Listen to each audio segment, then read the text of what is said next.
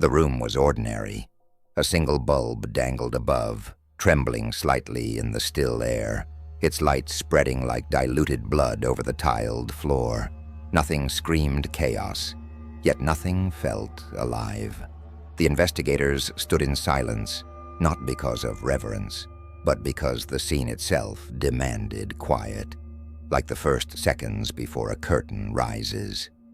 Everything about this space was deliberate. Every stain, every angle, every absence. Whoever had done this was not in a hurry. He had waited for this moment to be seen. For most killers, death is the climax. For this one, it was the performance. The body was arranged, placed, with the precision of a stage designer. The victim's arms extended outward, palms facing the ceiling, like an offering to something unseen. Around the wrists, crimson ribbons had been tied, not tight enough to restrain, but enough to leave faint impressions that would photograph beautifully.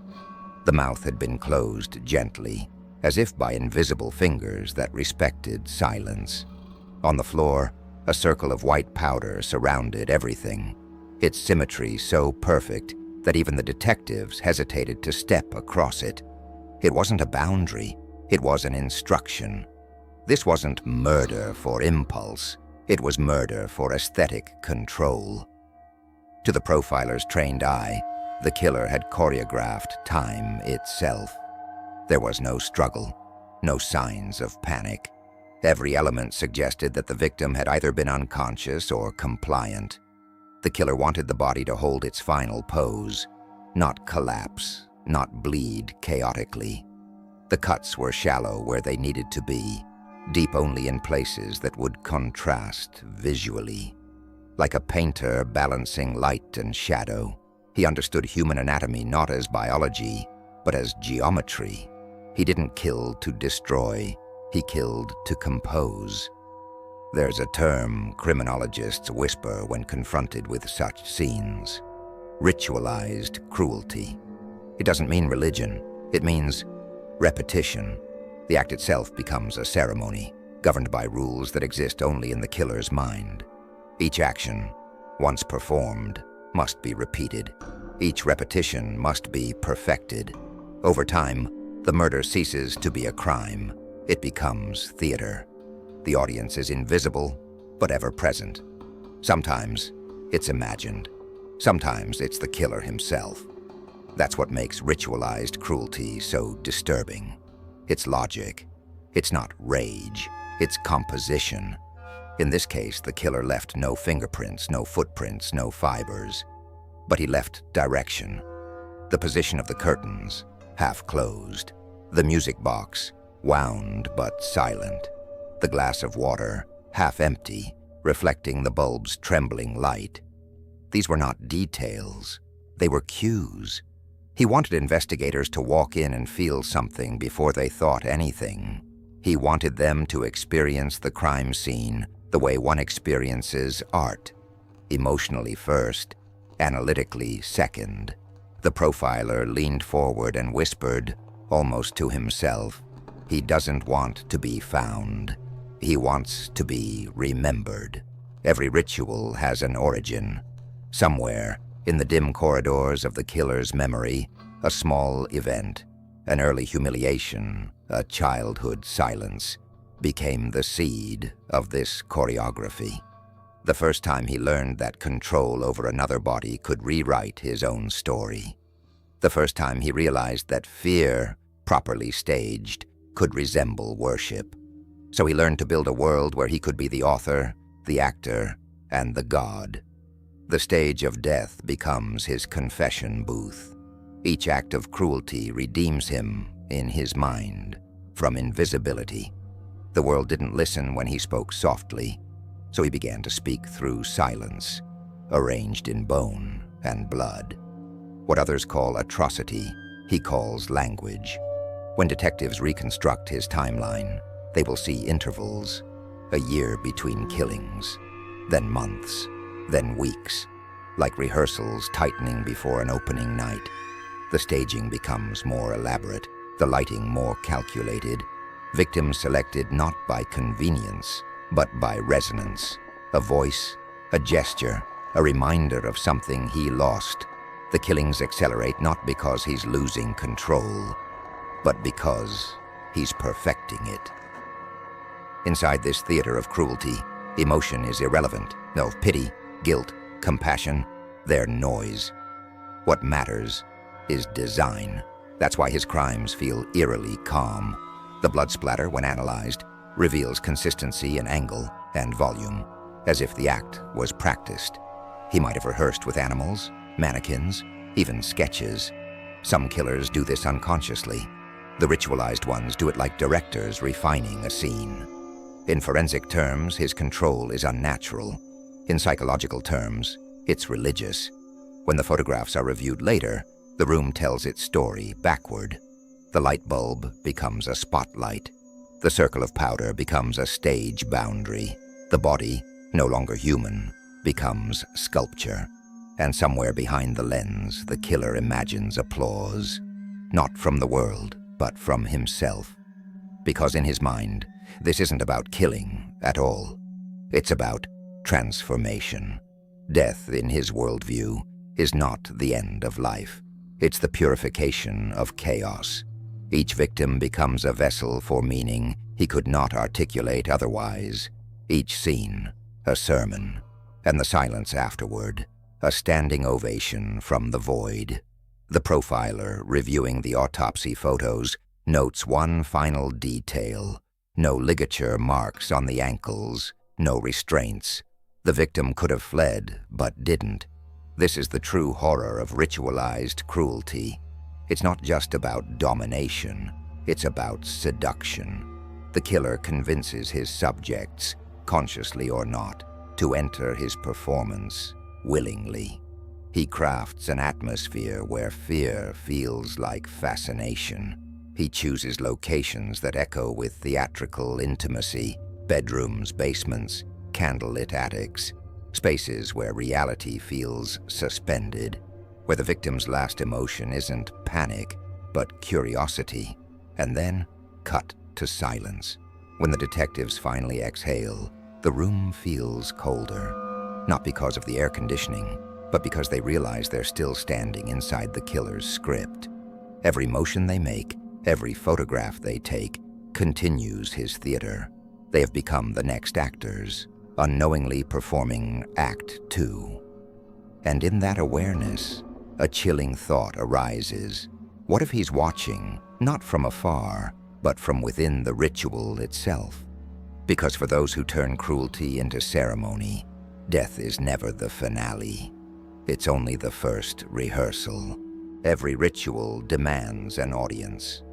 But what if the audience lives inside the performer? That is the paradox of the ritual killer. He stages each murder with the precision of a play, yet there are no tickets, no applause, no visible observers. The theater exists entirely within him. Every movement, every breath is choreographed for the gaze he carries in his own skull. A gaze that watches, judges, admires, condemns, and forgives. The act is never for the victim. It's for the mirror he cannot look away from. To understand him, you must accept one idea. He doesn't kill others. He kills versions of himself. When investigators speak of narcissistic psychopathy, they often reduce it to arrogance or self-love. But ritualized cruelty is something more intricate. It's the construction of a sacred stage where the self is endlessly split. One half performing, the other observing. Every drop of blood, every arranged gesture becomes a private conversation between those two selves. He is both the sinner and the priest, the executioner and the confessor, the actor and the critic. The audience within him is insatiable. It demands coherence, symmetry, significance. It demands that every act of violence means something, that it follow the rules of composition, that it leave behind a pattern that feels like truth. This is why the ritual killer rarely improvises. Chaos insults his internal spectator. Everything must align with the narrative he's building, one that only he can fully see. Psychologically, this duality forms what profilers call the echo chamber of motive. In it, guilt and pleasure merge until they're indistinguishable. When he kills, he experiences both shame and transcendence, two opposing notes that create harmony only within his private theater. That's why he returns to the scene in his mind again and again, rehearsing, re-editing, reliving. Each memory becomes a replayed performance. Each improvement brings him closer to the perfect version of himself, the one his inner audience might finally applaud. There's a moment, just after the act, when the world feels still. The killer stands over the body, breath trembling, heart steady. For most people, this silence would be unbearable. For him, it is sacred. He's no longer inside time. He's watching himself from above, detached, immaculate. It's the only peace he knows. But peace is fragile, and admiration fades quickly when it comes from the self. Days later, as the headlines fade, and the scent of antiseptic replaces the scent of iron, the performance begins to rot inside him. The inner audience grows restless. Doubt creeps in. Did I do it right? Did I ruin it? Was it art, or was it just noise? He replays each movement, each angle of the body, each line of blood. He notices imperfections that no one else would ever see. The lighting too harsh, the symmetry off by a few degrees, the final breath too sudden. So he plans again. Ritualized cruelty is not sustained by hate or hunger. It's sustained by dissatisfaction. The same way a painter destroys his canvas the moment he thinks it's finished. The same way a composer rewrites a melody because it sounded too human. The killer's art must be pure, stripped of accident, of emotion, of mercy. But each time he tries to achieve perfection, the act betrays him by being real. Flesh resists choreography. Blood flows where it shouldn't. The human body refuses to become symbol, so he begins to despise his own creation, and the only cure for that disgust is another creation. This cycle is endless, because the audience inside him refuses closure. It is built from all the eyes that ever looked away from him. The indifferent parents, the mocking classmates, the lovers who left without understanding. Over years, those faces fuse into one faceless observer that he carries in every heartbeat. The ritual becomes a negotiation with that phantom. Do you see me now? Am I enough now? Do I exist now? The silence that follows is his standing ovation, and it never lasts. When profilers attempt to map such killers, they use behavioral geometry, lines of compulsion, arcs of recurrence, triangles of motive. But none of these diagrams can capture the invisible theater where everything begins. Because his true weapon is not the knife, not the poison, not the rope. It's the gaze, the internal observer that refuses to blink. It is that gaze that transforms cruelty into ritual. Without it, the act would dissolve into mere brutality. That's why many ritualized killers keep mementos. Not trophies, but references, photographs, sketches, preserved details, each one a fragment of the performance, a way to re-enter the role. To outsiders, it looks like obsession. To him, it's continuity, the archive of a faith. He revisits them the way a priest revisits scripture, not to relive, but to reaffirm belief. And the belief is simple. I am real when I perform.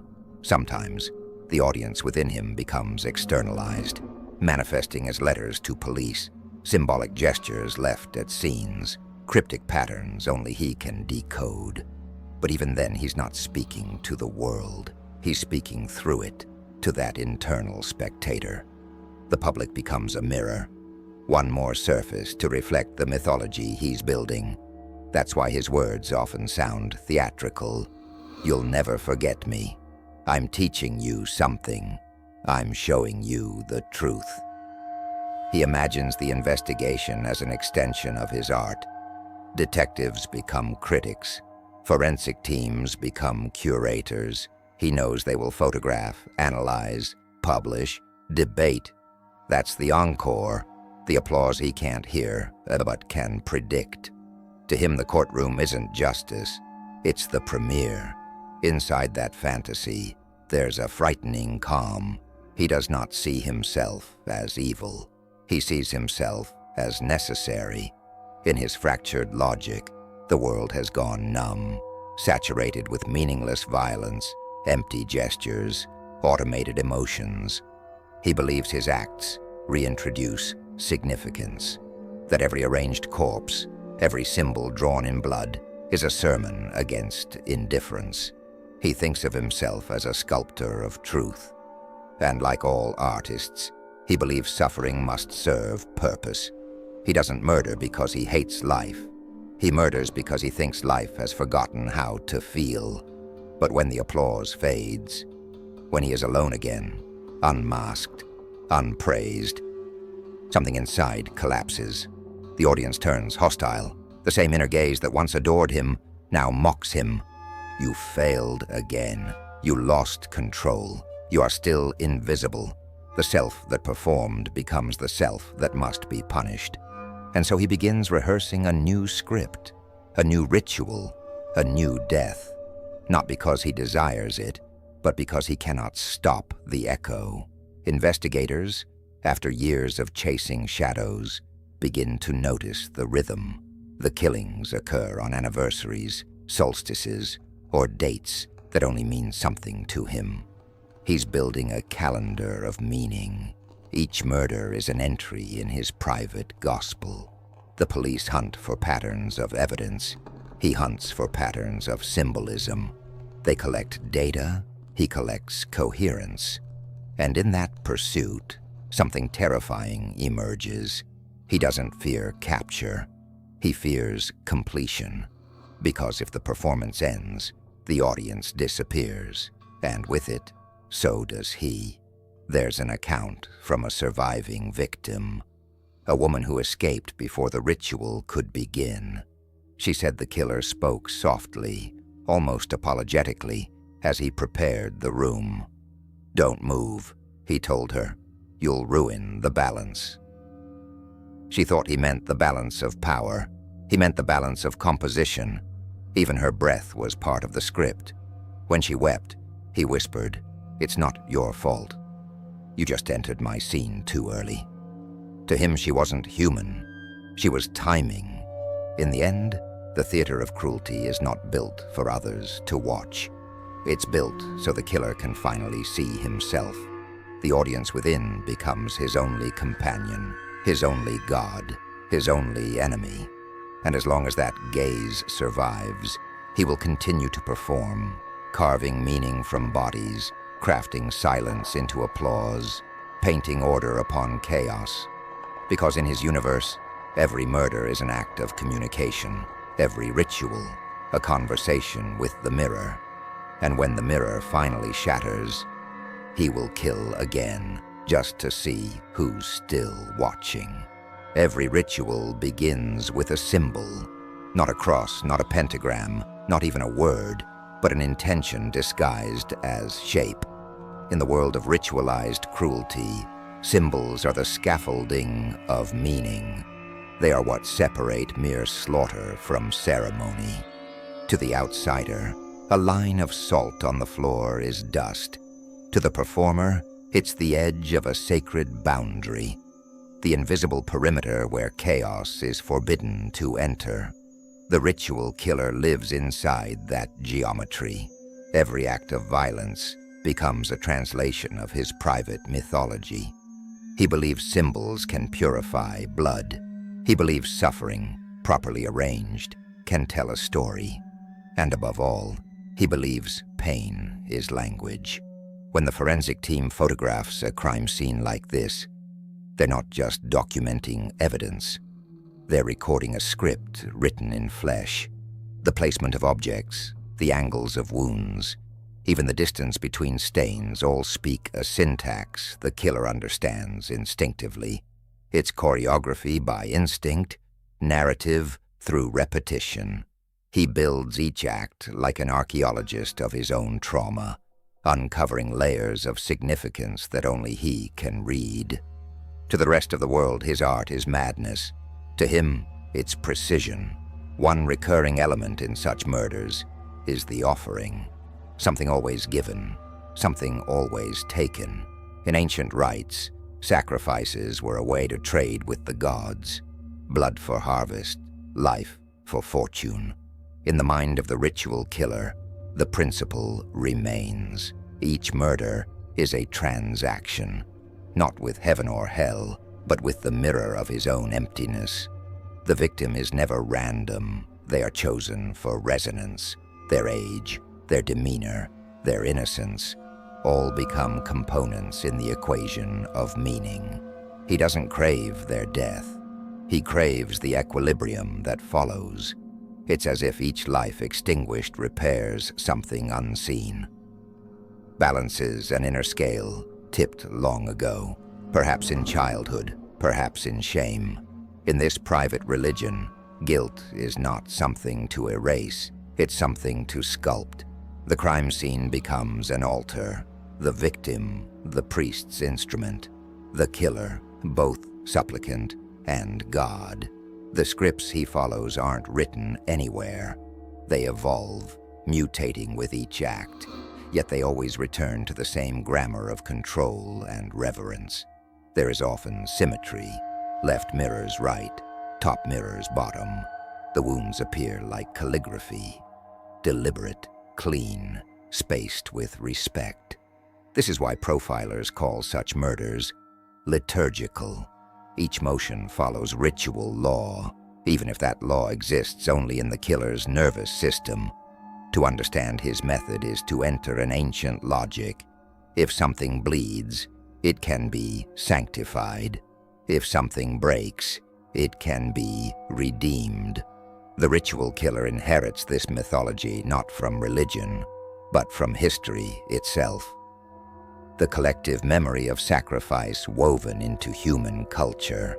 From temples to trenches, blood has always been used to justify meaning.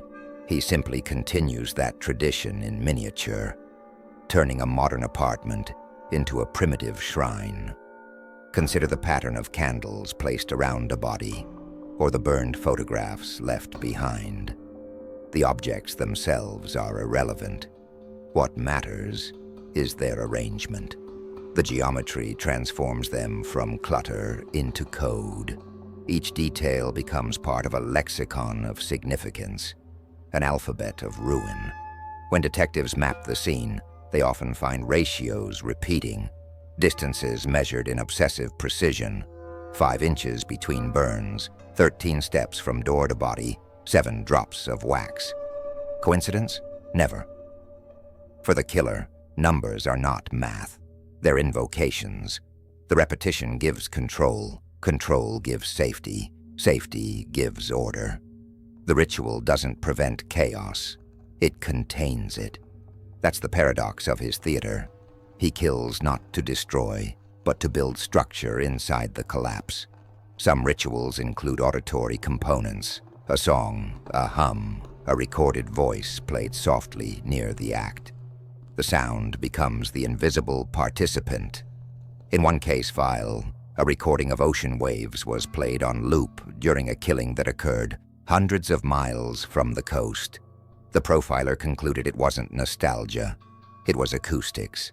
The rhythm of the sea matched the killer's breathing, steadying his hand, synchronizing his body to something eternal. It wasn't murder, it was meditation. The symbols he creates are not meant to be interpreted, they're meant to be felt. That's why even seasoned investigators often describe unease that lingers long after leaving such scenes. The sensation of being inside a grammar they cannot read, like standing in a cathedral where every brick hums with prayer. They sense the presence of intention, but not its purpose, and that ignorance becomes contamination. The ritual expands, infecting their dreams, rewriting their thoughts. That's part of the design. The ritual isn't finished when the victim dies. It continues in the minds of those who witness it. Every sacrifice is also rehearsal. The killer repeats, refines, eliminates noise. Over time, his symbols sharpen. He learns which patterns speak back to him. Some objects, once useful, are abandoned. Others become sacred through repetition. A certain color of cloth, a certain shape of rope. These are not choices, they're recurrences. Like liturgical instruments, they gain holiness through frequency. He doesn't invent meaning, he discovers it through blood. There is a case where a murderer arranged the victim's hair into concentric circles, each strand meticulously placed. It took him hours. He later told police, "I wanted her to look calm when the light hit." That phrase, "when the light hit," reveals everything. The ritual killer isn't interested in death itself. He's interested in the moment light passes through death and becomes composition. It's the intersection of mortality and aesthetics, where horror becomes harmony. He's not seeking life or death. He's seeking balance. In another file, a man carved symbols on walls that resembled constellations. When astronomers mapped them, they found no real stars matched, but the spacing aligned perfectly with childhood photographs found in the killer's home. Family members arranged in group portraits. Each murder recreated one of those compositions. The symbols weren't celestial, they were domestic. He wasn't invoking the heavens. He was rebuilding the only universe he ever knew, the one that rejected him. This is the logic of ritualized cruelty. When the world refuses to offer meaning, the killer manufactures it. Every act becomes metaphor, every symbol, substitution. He replaces forgiveness with geometry, replaces empathy with symmetry, replaces love with control. What we call insanity is, to him, coherence, a coherent system of grief, power, and identity. The ritual becomes not just habit, but ontology, the way he defines existence itself. In his script, there are roles. The victim represents the pure, the unspoiled, that which must be transformed. The killer represents the defiler and redeemer, that which performs the transformation. The act itself becomes a dialogue between creation and destruction. It's not coincidence that many ritual murderers describe their crimes as necessary. They see themselves as custodians of balance, restoring an invisible harmony broken by life's disorder. Some even believe they're preventing greater evil by committing lesser evil. That's how faith begins. Not in morality, but in narrative. He doesn't ask whether it's right. He asks whether it's complete. That's why stopping him feels impossible. You can cage a man, but not a myth. Even if he's caught, the ritual survives. It adapts to new rooms, new walls, new materials. He might draw symbols with dust, whisper prayers into darkness, rearrange insects on the floor. The performance doesn't require audience or blood anymore. It requires obedience to the inner script. He isn't addicted to killing. He's addicted to continuity. The deeper horror, however, is not that he performs these rituals, but that the world occasionally rewards them. News headlines, documentaries, curiosity disguised as reverence. The killer's mythology expands through repetition, carried by those who try to understand him. Every photo, every retelling, every forensic reenactment becomes a new verse in his liturgy. The symbol multiplies, the sacrifice continues, the script spreads, and in that propagation lies the final, chilling truth. The ritual was never meant for one man. It was meant for us all, because deep down, humanity has always been drawn to the theater of suffering, the slow unfolding of cruelty that promises revelation.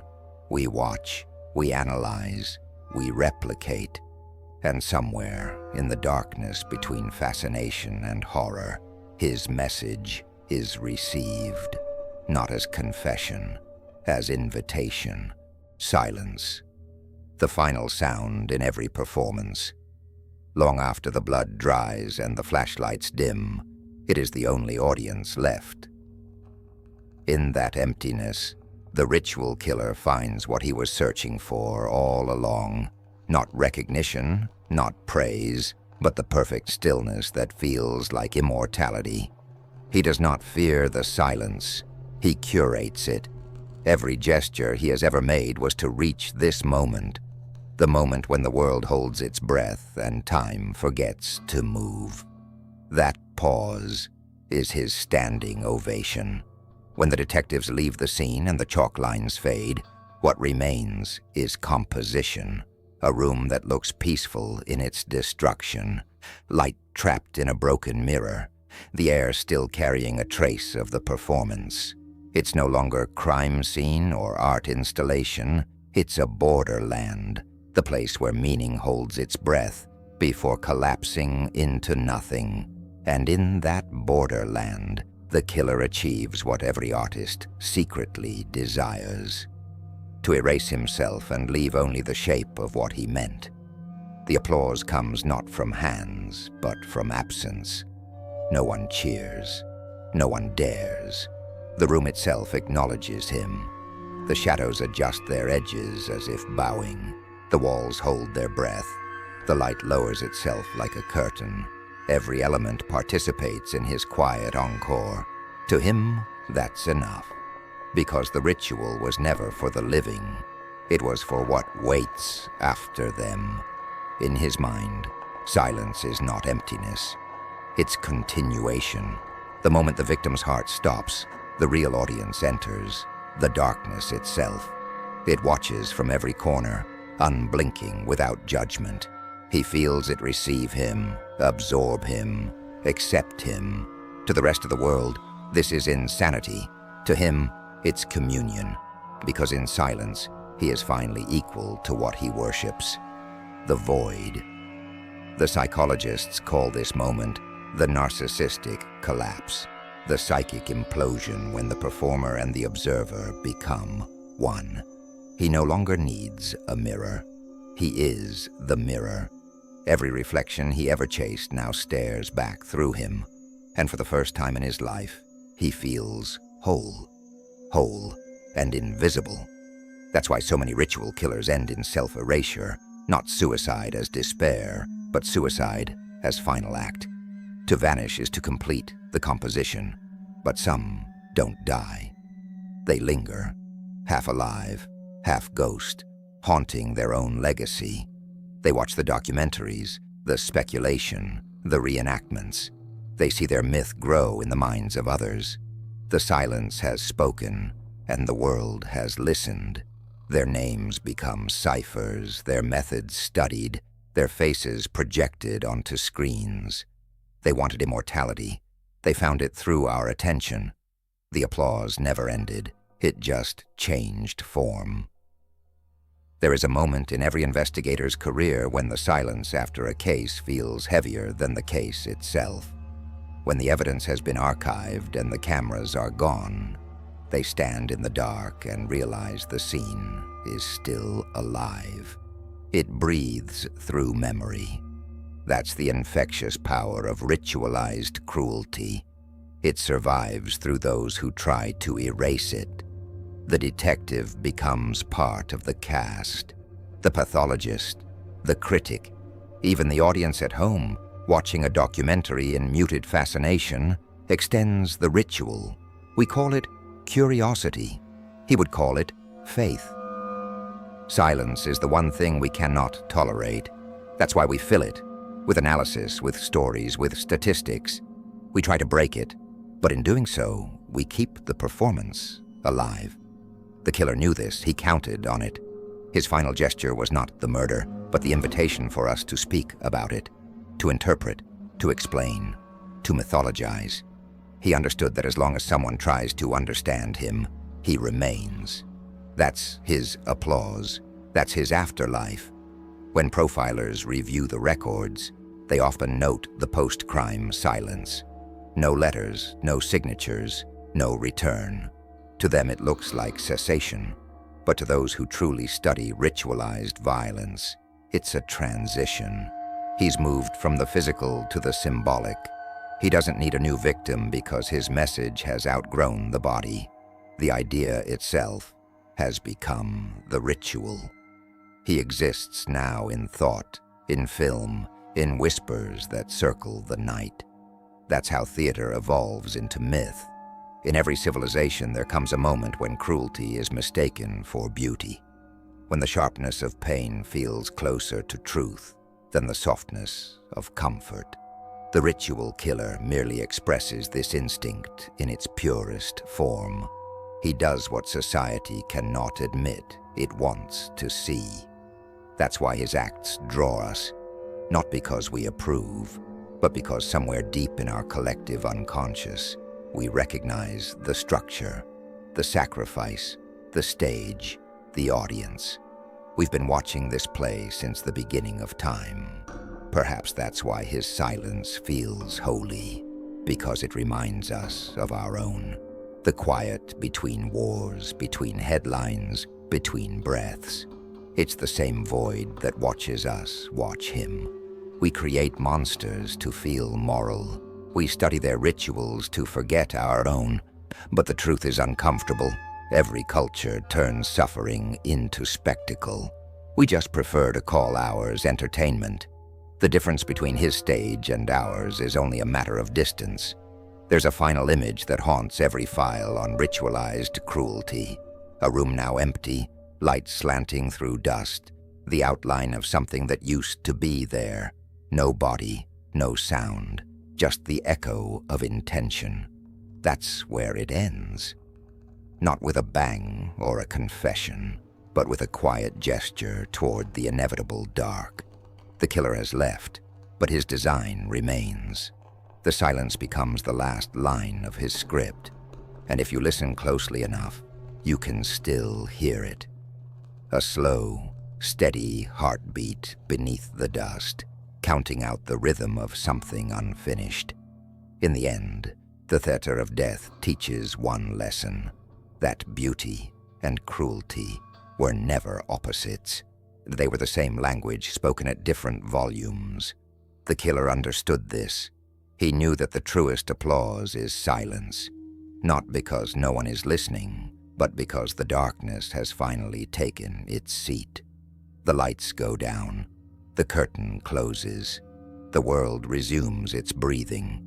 And somewhere, in a corner of memory we don't dare touch, he bows. No sound, no movement, only the shape of his absence. And for a brief, terrifying moment, the darkness applauds.